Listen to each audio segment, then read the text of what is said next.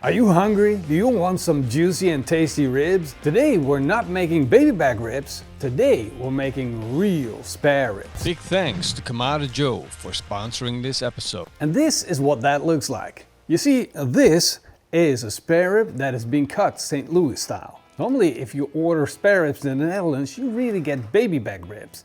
And that is the section that sit on top of this. And you get a little piece of the loin with some fat underneath. And that is super popular because when that fat melts, it becomes extremely juicy and tender. The downside to them is that they're not even in shape. That means it's not going to cook as fast as you want to because you have to take your time to slowly cook it all the way through to get it juicy and tender. That's why in most barbecue competitions they like to use St. Louis style spare ribs. Let's get these out of the pack and get them prepped. And for the seasoning, I'll be using the Pitmaster's pork seasoning. It's tuned to perfection to work on ribs.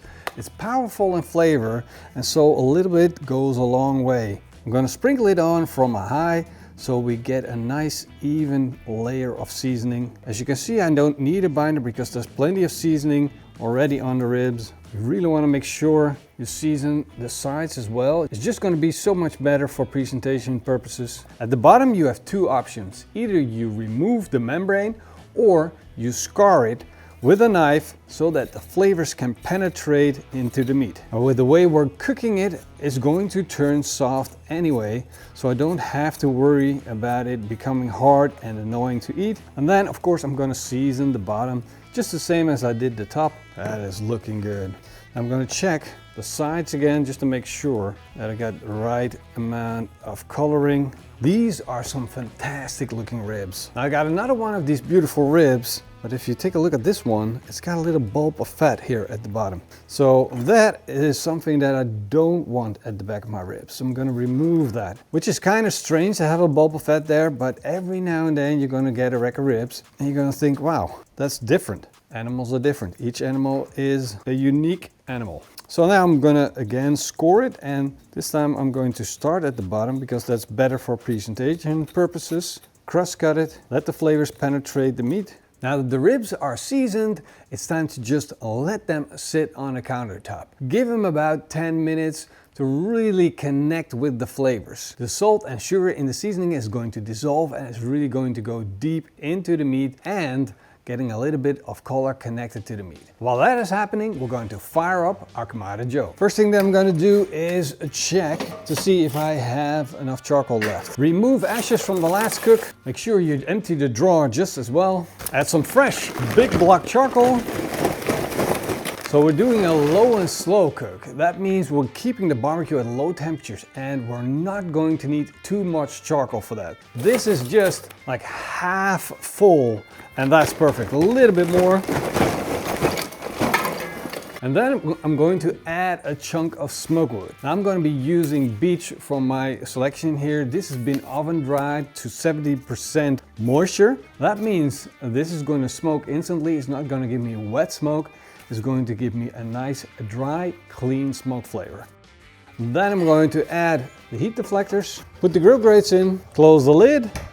Now I'm going to hit the ignition button right here. That's going to fire up an electric coil underneath the charcoal. So no more need for fire starters, it's just going to ignite the charcoal for you. And then all you need to do is switch it on and set the temperature. It's going to tell you to close the bottom vent all the way. We're going to be smoking at 120 degrees Celsius, which is around 240 degrees Fahrenheit. And then it tells me to adjust the top vent like a little bit open, like a little squeezy. And then the barbecue is going to do all the work for me. After about 15 minutes, the Kamado Joe is up to temperature. So now we can open it up and put the ribs in. Now look at these giant ribs. Let's see if they can actually fit the barbecue. There we go. Give them a little bit room in between. Wow, look at that. You see the big one? That is huge. I'm gonna flip this, flip that, close it up. We're going to let these ribs smoke until they picked up enough smoke color. And this is essential because the basis is like the 3-2-1 rule.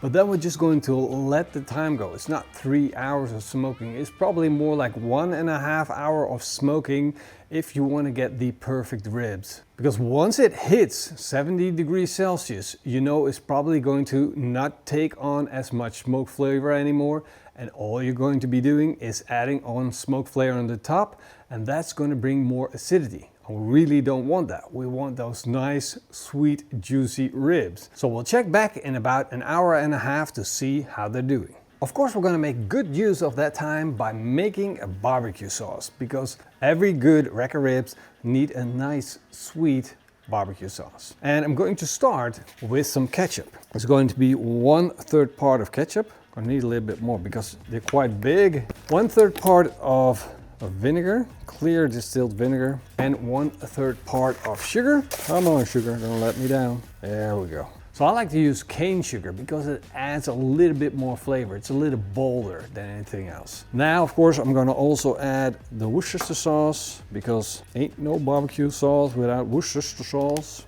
Even in ketchup, there's Worcestershire sauce. Did you know? Then I'm going to add sweet soy sauce. Now, this is Pearl River Bridge with a mushroom flavored Superior Dark. That was like a lot of fancy words, but it's just a really good soy sauce with an umami flavor. So about a tablespoon of that. And then I'm going to add some lemon juice to freshen the whole thing up. Half a lemon is more than enough since we already have the vinegar. There we go. Nice and fresh. And of course, to bring the flavors together of the ribs and the sauce, I'm going to put in the same ingredient, the pork seasoning. I'm going to add 2 tablespoons of that to the sauce. And that's going to ensure that the flavor profiles of the sauce and the ribs are going to match up.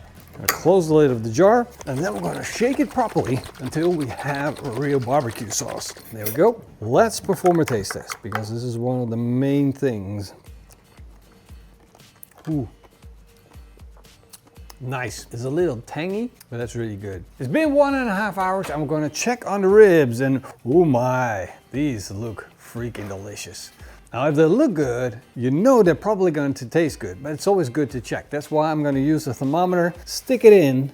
I'm going to see what the temperature's at. 78 degrees Celsius, which means they're now not taking on any more smoke flavor. We're just packing it on, and we're going to stop that by taking them off. I'm going to put these bad boys in some aluminum foil. Now, in the meantime, of course, I'm always going to keep the lid of the barbecue closed. One of the most important things about creating delicious ribs is butter. Probably 3 slices, which is about 50 grams. Then I'm going to put on, of course, our homemade barbecue sauce, which is nice and sweet, so we don't need to add any more sugar, honey, or other sweet things. Just like that. And I'm going to flip the ribs over to fall onto the butter. There we go, like that. And the trick now is to seal it off like a package. Get the ribs nice and tight, do a flip, and then fold the edges back in. So no matter what happens, we always have the juices inside the package. And then this goes back on the barbecue, and we're going to do the second rack of ribs. Look at that beauty. It's got a nice crust on it, a little bit of moisture still here, but the rest is really looking perfect. Again, a little bit of butter. I always say a little bit, but I really don't mean a little bit. I really mean plenty of butter. We're not making sandwiches. Our sweet barbecue sauce. Flip the ribs over, go onto the butter, lock them in, and Bob's your uncle. Look at that. Sealed up, ready to go back on the barbecue. Now, this phase is all about actually cooking the rib, waiting on the core temperature of 90 degrees Celsius and over the 92, which is definitely a sign I need to take them off ASAP. And I always like to use a spatula for these longer ribs because they might break in the process or crack. This is something I really hate for appearances. Careful with aluminum foil, it might be hot. That is juicy. Ho-ho! These are some mighty fine looking ribs. Let's take a close look again so we can see actually a little better. There we go. Look at this. Wow. Beautiful, juicy ribs. Bones are popping, looking fantastic, but they're not done yet. Because now comes the third phase of the cook. We need to glaze these ribs, and that means they need to go back on the barbecue where they belong. And all that time we're running the same temperature of 120 degrees Celsius smoking temperatures. I need the outside of the ribs to dry up a little bit. There we go. Just scoop them up, put them back on, and then let them dry up just a little bit. Just get a nice dry exterior on the ribs. Hope you guys like ribs, because that's what's for dinner. We're going to be eating well tonight. That is what I'm looking for. A little juicy still here, so I'm going to give them another 3 to 5 minutes just to get the exterior a little drier. And then we're going to brush on our barbecue sauce. Because with the puddling, the sauce is not going to stick that well. I'm just going to pour on that sauce like that. Spread it out over the ribs. Carefully put it on without destroying the bark. Nice crust of seasoning. That is starting to look so good. Hope you guys are hungry, because we're gonna eat ribs like there's no tomorrow. Wow. I'm gonna keep the jar on standby. We got the sauce on, and now it's just 10 more minutes just for the sauce to thicken and stick to the ribs. The glaze is now smoothened out, and we got a beautiful red mahogany color. Isn't that one of the most beautiful things you've ever seen? The sauce is now sticking to the ribs, and it's become one with the ribs. It is sticky, but it is another layer of flavor that's connected together with the seasoning and the flavor of the pork. Of course, the tricky part is now to let it rest. Don't do anything other than just let it cool down a little bit. Whatever you do, you can't eat it as it is, because it's currently at a core temperature of 96 degrees Celsius. That is mouth burning hot. To be able to eat it, I need to get it down all the way to 65 degrees Celsius, which is probably going to take about 15 minutes. And in that time, all of the juices will spread out through the ribs, making it even more tender and more juicy. So it's well worth the wait. Hopefully we're going to get that reward that we're looking for after all this time of cooking. Ooh. Carefully slice. Oh, that is some juiciness. Look at that. Look at how juicy that is. That is insane juiciness. This is such a beautiful thing. Perfect rack of ribs. Now it's time for the taste test. There we go.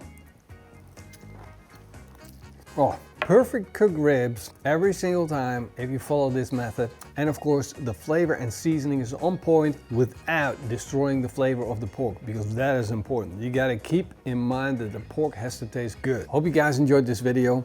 I'll be destroying this rack of ribs, you know that, right? And I hope to see you guys in the next video. Cheers.